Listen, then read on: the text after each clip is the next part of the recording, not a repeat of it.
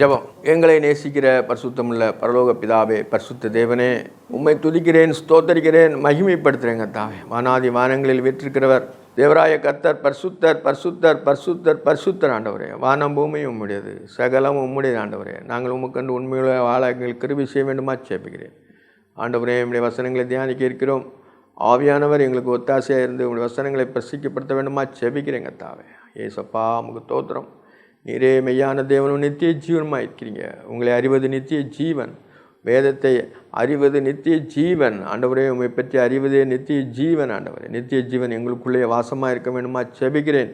குற்றங்குறைகள் எல்லாவற்றையும் மன்னிங்கப்பா. மாம்ச சிந்தை எடுத்து போடுங்க, ஆவியின் சிந்தை தாங்க. பரிசுத்த ஆவியானவர் எங்களை ஆட்கொள்ள வேண்டுமா ஜெபிக்கிறேன். உலகம் மாமிசம் பிசாசுக்கு எங்களை விலக்கி காத்துக்கொள்ள வேண்டுமா ஜெபிக்கிறேன். இயேசுவின் நாமத்தில் ஜெபங்களும் ஜீவனுள்ள பரமபிதாவே, ஆமென். அன்பான ஜேடிகே மேர்களுக்கு இயேசு கிறிஸ்துவின் நாமத்தினாலே வாழ்த்தல் கூறுகிறேன். நான் ஒவ்வொரு வாரமும் வெள்ளிக்கிழமை காலையில் 8லிருந்து 8:30 வரைக்கும் தேவனுடைய வசனங்களை ஆராய்ந்து கொண்டு வருகிறோம். கடந்த காலங்களில் நாம் ஆதியாகமும், யாத்திராகமும், லேவியராகவும், எண்ணாகமும், இப்போ எண்ணாகமத்தை தியானித்து கொண்டு வருகிறோம். எண்ணாகமத்தில் 36 அதிகாரம் இருக்கிறது, 36 பிரசங்கம் இருக்குது. ஒரு பிரசங்கத்தில் ஒரு அதிகாரம் முடிக்கணும். இப்போ இதெல்லாம் லேவியரா எண்ணாகமத்தில் பெரிய விசேஷமான செய்திகள் அவ்வளோ ஜாஸ்தி இல்லை, கர்த்தர் அறிவு இருக்குது. ஆனாலும் ஆண்டவர் எழுதி வச்சிருக்கிறார். நம்ம அந்த தொடர்ச்சியாக நம்ம அதை படிக்கணும். அப்போ தான் வேதத்தை முழுமையாக கற்றா தான் நம்ம ஒரு இதில் ஆராயும் பொழுது நமக்கு லகுவாக இருக்கும். மற்ற பின்னால் உள்ள அந்த ஆகங்களை தியானிக்கும் பொழுது அந்த அந்த அந்த கோத்திரங்கள்லாம் நம்ம தியானிக்கும் பொழுது நமக்கு என்ன செய்யணும்னா விளங்கிக்கணும். நம்முடைய சிந்தனையிலும் இருதயத்திலையும் ஆழமாக பதிஞ்சிருக்கிறதுனால நம்ம புரிஞ்சு கொள்ளலாம், தேவனை அறிந்து கொள்ளலாம். இதை நம்ம பார்க்கும் பொழுது இன்றைக்கு 3ஆம் அதிகாரத்திலிருந்து நம்ம ஒரு 8ஆம் வசனம் வரைக்கும் முடிச்சிட்டோம். இன்றைக்கி 9ஆம் வசனத்திலேருந்து சில வசனங்களை வாசிக்கின்றேன்.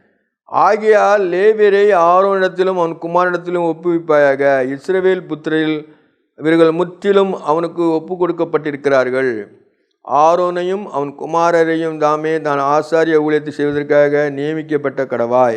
அந்த ஊழியத்தை செய்யும்படி சேருகிற அந்நியன் கொலை செய்யப்பட கடவன் என்றார். ஆசாரியத்துவ ஊழியம் ரொம்ப முக்கியமான ஊழியம். லேவியரே ஆசாரியரே நீ நல்லா இருக்கு. அந்த லேவியர்கள் ஆசாரியத்துக்கு ஊழியம் செய்கிறாங்க. ஆசாரியன்னா தேவனுக்கு ஊழியம் செய்வது ஆசாரியத்துவம். அந்த ஆசாரியத்துவம் உண்மையாக இருக்கணும்.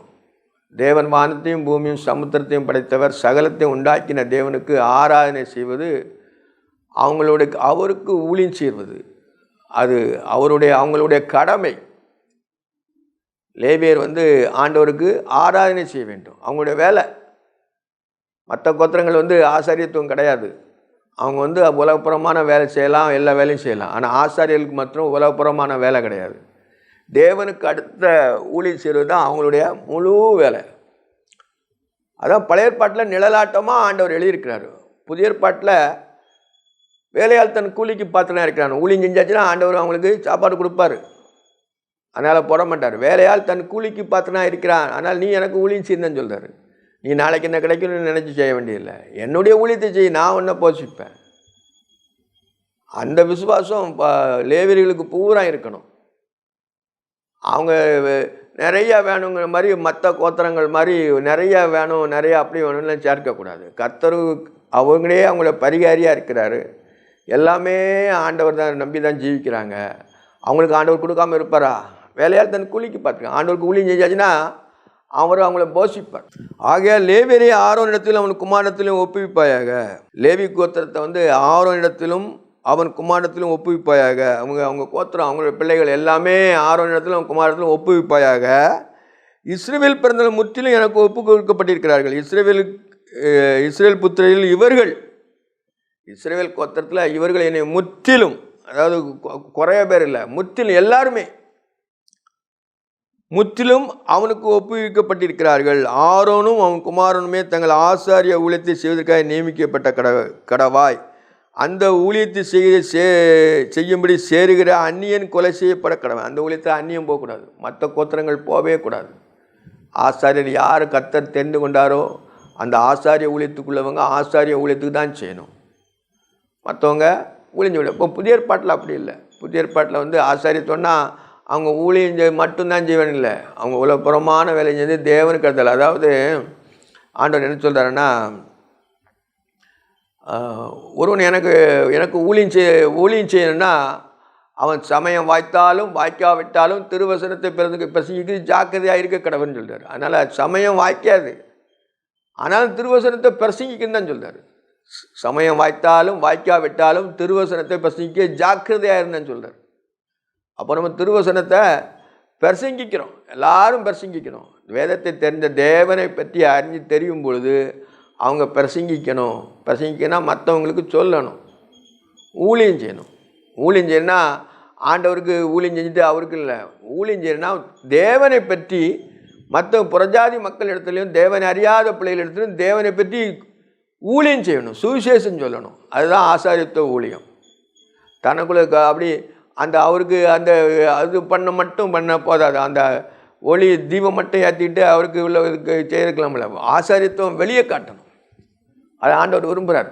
அதில் தான் அவனுடைய லேவியர்களுடைய மகிமே தெரியும். அதில் பின்பு கர்த்தர் மோசேயை நோக்கி, நீ இஸ்ரவேல் கற்பம் திறக்கிற முதற்பேரான யாவுக்கும் பதிலாக நான் லேவியரை இஸ்ரவேல் புத்திரரை எடுத்துக்கொண்டேன், அவர்கள் என்னுடையராக இருக்கிறார்கள். இதில் ஒரு முக்கியமான ஒரு கருத்து இருக்குது. பின்பும் கர்த்தர் மோசேயை நோக்கி, இஸ்ரவேல் புத்திரரில் கற்பந்திறந்து பிறக்கிற முதற்பான யாவும் பொக்கு பதிலாக நான் லேவியரை இஸ்ரவேல் புத்திரரை எடுத்துக்கொண்டேன், அவர்கள் என்னுடையராக இருக்கிறார்கள். பார்த்தீங்களா, இஸ்ரவேல் கோத்திரத்தில் கற்பந்திறந்து முதல் பிள்ளைகள் ஆண்டவருக்கு உரியது. அதனால் நான் லேவி கோத்திரத்தை எல்லாமே எடுத்துக்கிட்டேன். உங்களில் அந்த மற்ற கோத்திரங்களில் 11 கோத்திரங்களில் நான் முதல்ல எடுக்க விரும்புகிறாங்க. அதுக்காக தான் ஒரு வசனம் சொல்கிறாரு, இஸ்ரவேல் புத்திரரில் கற்பந்திறக்கு பிறகு முதற்பேரான யாவுக்கும் பதிலாக உங்களை எடுக்கிறதுக்கு பதில், அந்த கோத்திரத்தில் எடுக்கிறதுக்கு பதில் நான் லேவி கோத்திரத்தில் எல்லாருமே எனக்கு எடுத்துக்கிட்டான்னு சொல்கிறார். நான் லேவியரை இஸ்ரவேல் புத்திரரில் எடுத்துக்கொண்டேன். அவர் ஊழியம் எல்லாருக்கும் ஊழியம். உனக்கு பதில் இந்த கோத்திரத்தில் முதல் பிறந்தவன் அவனுக்கு கர்த்தருக்கு கற்பம் பிறக்கிறது பூரா ஆண்டவருக்கு தான் உரியது. அதனால் நான் ஓன்ட்ட எடுக்கலை. லேவி கோத்திரத்தில் அவனுக்கு பிறக்கிற தலைமை அவனுடைய பிள்ளைகளை முழுவதையும் எடுத்துக்கொண்டேன்னு சொல்கிறார். என்னுடையராக இருக்கிறார்கள், அவர்கள் என்னுடையராக இருக்கிறார்கள், எல்லாம் என்னுடைய இருக்கிறார்கள். முதற்பேரான யாவும் என்னுடையவைகள். நான் எகிப்து தேசத்தில் முதற்பேரான யாவை சங்கரித்த நாளில் இஸ்ரவேல் மனிதர் முதல் மிருக ஜீவன்கள் முதற்பேரான யாவையும் எனக்கென்று பரிசுத்தப்படுத்தினாலே அவர்கள் என்னுடையராக இருக்கும்படிக்கு நான் கர்த்தர் என்றார். இஸ்ரவேல் அந்த எகிப்து தேசத்தில் அதன் முதற் பிறந்தது எல்லாமே தலைச்சங்காரம் வந்துச்சு. ஆனால் இஸ்ரவேலில் தலைச்சங்காரம் கிடையாது. அதனால் முதல் பிறந்த அனைத்து பேரும் கர்த்தருக்குரியது. அது இவன் பிள்ளை கிடையாது. இவனுக்கு பிறந்ததெல்லாம் இருக்கும், முதல் பிறந்ததாக இருக்கும். தலையிட்டு அனைத்தும் கர்த்தருக்குரிய மாதிரி இவங்க கோத்திரங்களில் இப்போ பிறக்கிற பிள்ளைகளுக்கு பூரா நீ தலையிட்டு அனைத்தும் கர்த்தருக்குரியது. அதுக்கு பதில் நான் லேவி கோத்திரத்தை நான் எடுத்துக்கிட்டேன். அவங்கள எல்லாருமே லேவி கோத்திரம் தலையிட்டு கிடையாது.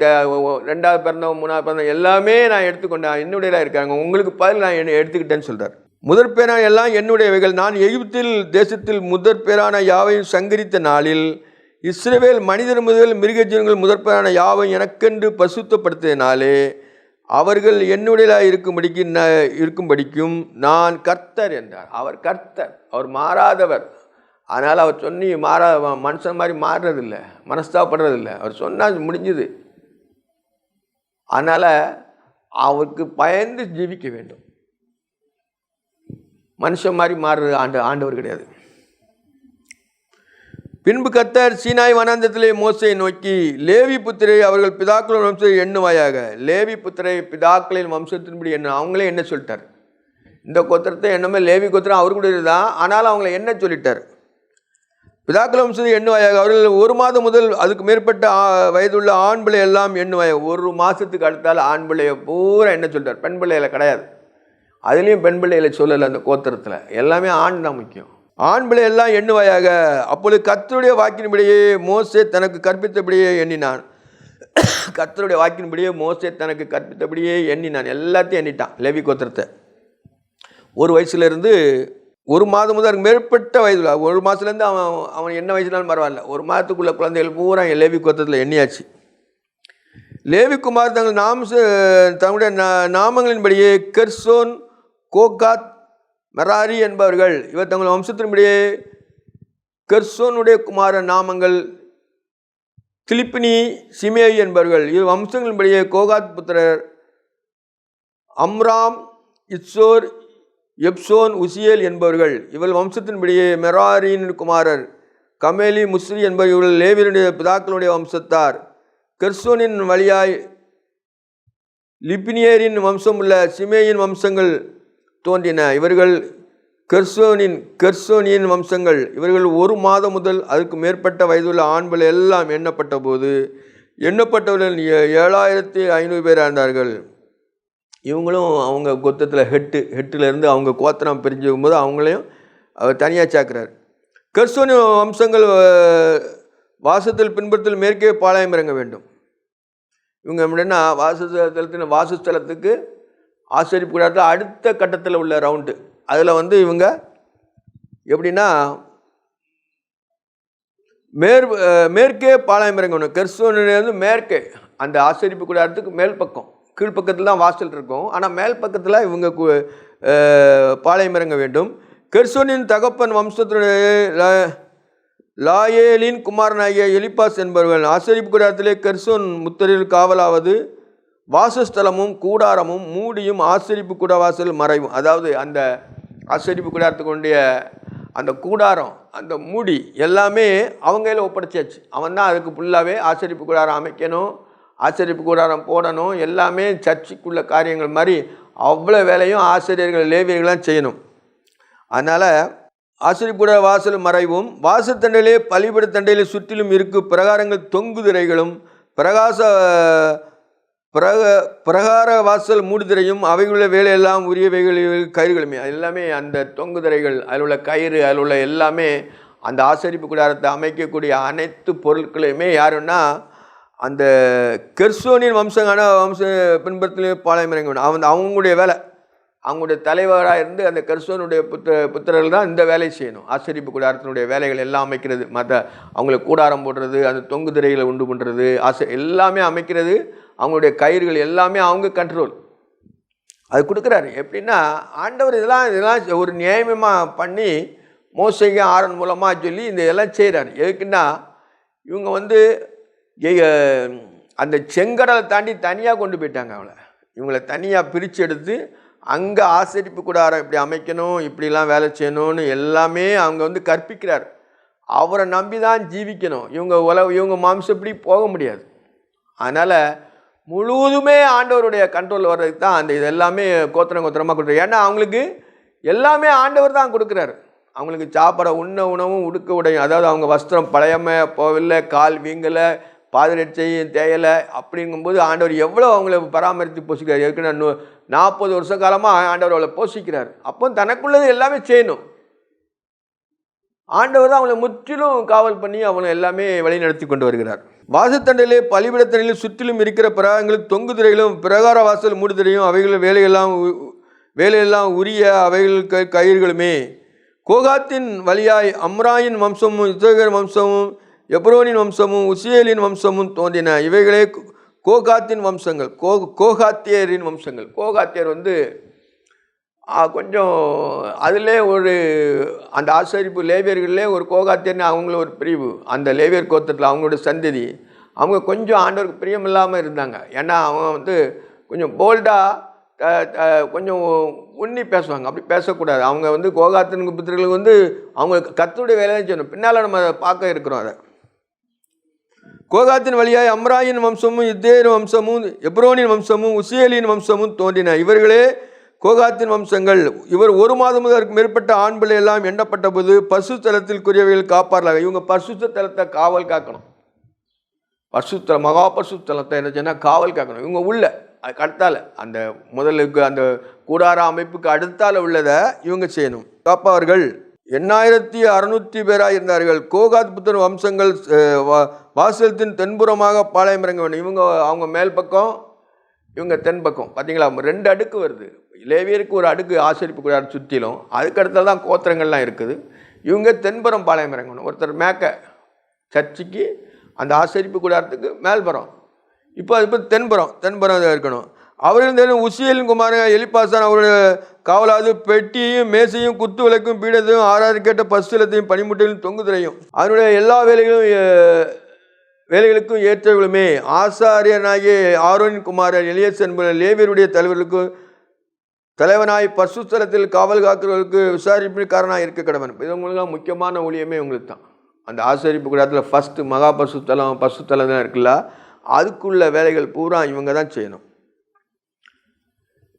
மெராரின் வழியாக கமேலியின் வம்சமும் முசியாவின் வம்சமும் தோன்றின. இவைகளுக்கு மெராரின் வம்சங்கள். இவர்கள் 1 மாதம் முதல் மேற்பட்ட எண்ணப்பட்டவர்கள் 1200 பேராக இருந்தார்கள்.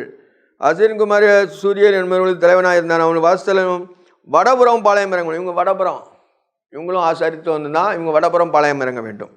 அவருடைய காவல் விசாரிப்புக்காரத்தில் பலகைகளும் தாழ்பால்களும் தூண்களும் பாதங்களும் அவர் எல்லா பணிமுட்டிலும் அதுக்கடுத்து அனைத்தும். இவங்க எல்லாமே அந்த போஸ்ட்டுகள், அந்த ஆசரிப்பு கூடார அமைக்கக்கூடிய அந்த போஸ்ட்டு, அந்த டோர்ஸு, அவங்களுடைய தூண்களும் பாதங்களும் அவருடைய பனிமுட்டுகளும் அதுக்கடுத்துகளும் அனைத்தும், சுற்றுப்புறங்கள் தூண்களும் அவைகள் பாதங்களும் முளைகளும் கயிறுகளுமே ஆசரிப்புடத்தில் வாசலத்தில் முன்பாக சூரியன் உதிக்கும் திசையில் மோசே ஆரோனும் குமாரும் கூடாரம் போட்டிருக்கணும். சூரியன் உதிக்கும். இவங்க மேற்க கொடுத்தாச்சு, தென்புறம் கொடுத்தாச்சு, வடக்க கொடுத்தாச்சு, கீழ்ப்புறத்தில் மோசே ஆரோன். அதான் சூரியன் உதிக்கும். யூதா கோத்தனை இருக்குது அதுக்கு முன்னாடி, இவங்க அதுக்கு முன்னாடி இருக்கிறாங்க.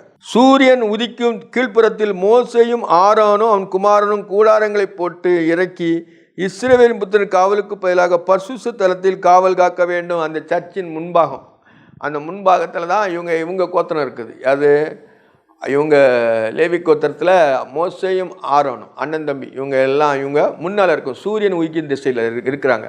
ஏன்னா சூரிய ஒளி தான் முதல்ல வரும்பாங்க. அதுக்கு வச்சு தான் எல்லாமே சொல்கிறார். நம்முடைய தேவன் நீதியின் சூரியனாக இருக்கிறார். அந்த தேவனை நீதியின் சூரியன் இருக்கனால அது கிழக்க தான் இருக்கும்பாங்க. அப்படி போர்ஸ் பண்ணாங்க அந்த காலம். இதை வச்சு தான் எல்லாமே சிஷ்டாந்தம் பண்ணி அஞ்ஞான மார்க்கமும் இதை வச்சு தான் பின்பற்றிருக்கிறாங்க. அஞ்ஞான மார்க்கமும் நம்ம தேவத்துவத்தை வச்சு தான் இது பின்பற்றிலாம் எழுதியிருக்கிறாங்க. அப்போ நம்ம அறியும் பொழுது என்னென்னா நம்ம மூல கருத்தை தான் நம்ம அறியணும். தேவன் பரிசுத்தர், அவர் நீதிபரர், அவர் நீதியின் சூரியனாக இருக்கிறார். அவர் சூரியன் கடவுள் இல்லை, அது சிருஷ்டி. ஆண்டவர் சூரியனை உண்டாக்கினார். அதை நம்ம நமஸ்கரிக்கும் தொழுதுகளும் சேவிக்க வேண்டாம். சூரிய சந்திரனெல்லாம் நம்ம நமஸ்கரிக்கும் சேவிக்கவே வேண்டாம். அது ஆண்டவர் உண்டாக்கின ஒரு கோள்கள். அது மெயினாக சொல்கிறான். சூரிய வெளிச்சம் பட்டாத்தான் எல்லாமே இந்த உலகத்தில் நடக்கும். எல்லா காரியமும் சூரியனுடைய வெளிச்சத்தை வச்சு தான் இயங்குது. நம்முடைய தேவன் நீதியின் சூரியனாக இருக்கிறார். நம்முடைய தேவனாய ஆண்டவராக இயேசு ரட்சகர் நீதியின் சூரியன் எப்பொழுதும் நம்ம இருதயங்களிலே பிரகாசித்தார் என்று இருக்கு. அப்போ நம்ம இது சிஷ்டாந்தமாக நம்ம பைபிள்லேயே நம்ம ஆராயிரோம். எல்லாமே ஒன்று தான். இதை வச்சு தான் ஆண்டவர் இந்த பழைய ஏற்பாட்டினுடைய இந்த சம்பவங்களை வச்சு தான் எல்லாமே அஞ்ஞான மார்க்கமும் மற்ற மார்க்கமும் இதை வச்சு தான் அவங்க பின்பற்றிருக்கிறாங்க. அவங்க பல மாதிரி போயிட்டு. ஆனாலும் இதுதான் மெயின். இதான் நம்ம வேதத்தில் எழுதியிருக்காரு. 6000 ஆண்டுகளுக்கு முன்னால் மோசே எழுதினது. இதெல்லாம் மோசே கண்டு எழுதுகிறான், அவர் சொல்லி எழுதுகிறான். மற்றவங்களாவது முன்னால் நடந்த காரியங்கள் கூட அந்த ஈசாக்கு யாக்கோபு ஆபிரகாம் கூட மோசேக்கு தெரியாது. ஆனாலும் ஆண்டவர் மலைக்குள்ளேருந்து மோசேக்கிட்ட சொல்ல எழுதுனது. நம்ம அதை அறியலை. ஆனால் இது நேச்சுரலாக அவன் செய்கிறான். அது என்னாகும் அவன் இஸ்ரவேல் ஜனங்களை வழிநடத்தினால அவன் தான் அந்த ஆகமல 5 எழுதுனது. ஆண்டவருக்கு தான் எல்லாமும் தெரியும். அவர் முன்னறிவின்படி தேவன் சொல்லியிருக்கிறேன். எப்போதுமே நான் சொல்கிறேன், முன்னால் உள்ள நடக்க ஆதி முதல் அந்த வரைக்கும் அவருக்கு எல்லாமே தெரியும். அதை மோசேகிட்ட சொல்லுது. பின்னால் அவன் சந்ததி இப்படி இருந்துச்சு, பின்னால் எப்படி இருப்பார்கள், அப்படி எல்லாமே சொல்கிறது அவர் ஒருவர் தான். நாமும் என்ன சொன்னால் நம்ம பின்னால் எப்படி இருப்போம், நம்ம முன்னறிவுக்கு நம்ம ஆண்டவர் நம்ம வேதத்தின் மூலமாக நமக்கு தர பரலோகராஜ்யம் உண்டு. அங்கே நம்ம போவோம். அங்கே நித்திய காலமாக இவரோடு நம்ம ஆளுகை செய்வோம் என்கிற நம்ம முன்னறிவு அது வேதத்தில் இருக்குது. அந்த வசனத்தின் படி தான் ஆண்டவர் எல்லாம் செய்வார். வசனத்தின் படி தான் நியாயந்திருப்பார்.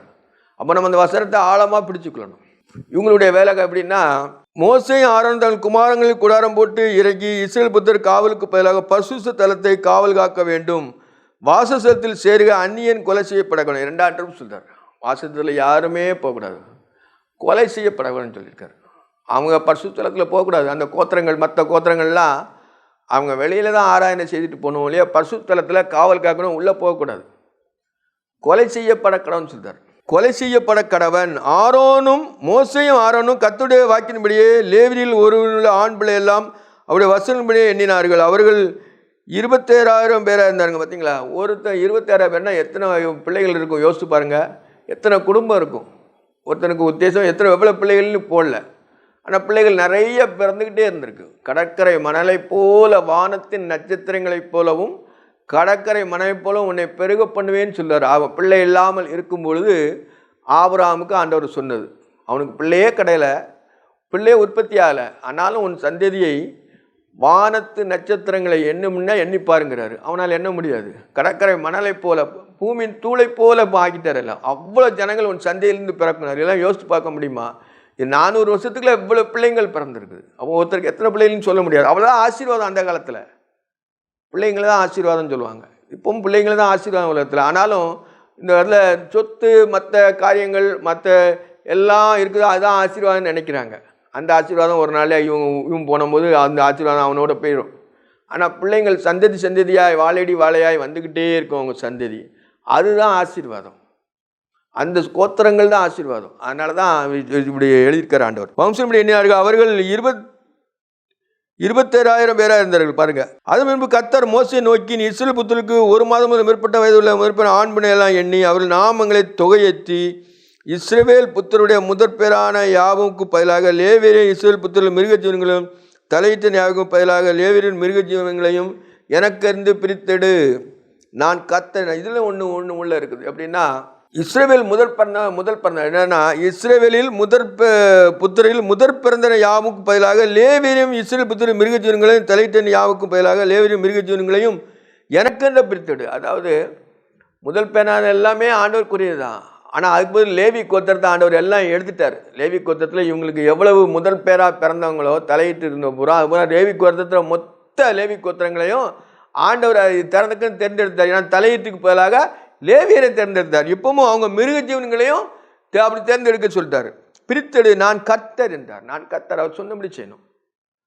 நான் கர்த்தர் சொல்றாரு, சர்வ அதிகாரம் படைத்தவர், சர்வத்தை உண்டாக்கினவர், நான் கர்த்தர், நான் சொல்ல செய்யாதிருப்பேனோ அப்படிங்கிறாரு. அப்போ அது நீ உறுதியாக கற்றுக்கிட்டு தான் நான் கர்த்தர் சொல்றார். எனக்கென்று பிரித்தெடு, நான் கர்த்தர் என்றார். அப்பொழுது மோசே கர்த்தர் தனக்கு கட்டளைப்படியே இஸ்ரவேல் புத்திரர் முதற்பான யாவையும் எண்ணினான். இஸ்ரவேல் புத்திரரில் முதற் பேரான எல்லாத்தையுமே எண்ணியாச்சு. முதல் பிறந்தவன் 1 மாதமும் அதற்கு மேற்பட்ட முதற்பேரான ஆண் பிள்ளைகள் பேர் பெறாக எண்ணப்பட்ட போது 27,273 பேராக இருந்தார்கள். அப்பொழுது கர்த்தர் மோசேயை நோக்கி, நீ இஸ்ரவேல் புத்திரர் முதற்பேரான யாவுக்கு பதிலாக லேவியரையும் அவன் மிருக ஜீவன்களுக்கும் பதிலாக லேவியரின் மிருக ஜீவன்களையும் பிரித்தெடு. அவங்க மிருக ஜீவன்கள் லேவியின் மிருகத்தையும் பிரித்தெடுங்கிறார். லேவியர்கள் என்னுடையவர்களாக இருப்பார்கள், நான் கர்த்தர். இவங்களுக்கு பதில் அந்த லேவி கோத்திரத்தில் எல்லாமே ஆண்டவருக்குரியன்ட்டார். இவங்க முதற் பேரான கொடுக்கணும், ஆனால் அதுக்கு பதில் நான் லேவி கோத்திரத்தை எல்லாருமே எனக்கு எடுத்துக்கிட்டேங்கிறார். முதற் பேரான அனைத்தும், ஆனால் லேவி கோத்திரம் அனைத்தும் இவங்களுக்கு பதில் அந்த கோத்திரத்தில் முதல் பிறந்தவருக்கு பதில் லேவி கோத்திரத்தில் ஆண்டவர் எடுத்துக்கிட்டார். லேவியர்கள் என்னுடையவர்களாக இருப்பார்கள், நான் கர்த்தர். லேவியர்கள் என்னுடையவர்னா அவருக்கு முதற் பேரான அனைத்தும் ஆண்டவருக்கு தான் சொந்தம்.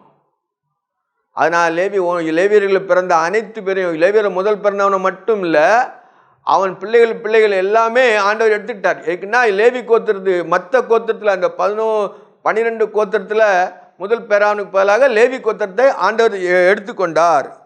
இஸ்ரவேல் புத்திரர் முதற் பேரான லேவியின் தொகைக்கு அதிகமாக மீட்கப்பட வேண்டியது. அதாவது அதுலேயும் குறைஞ்சி போச்சு. இஸ்ரவேல் புத்திரருடைய முதற் பேர்களில் லேவியின் தொகைக்கு அதிகமாக இருந்தது.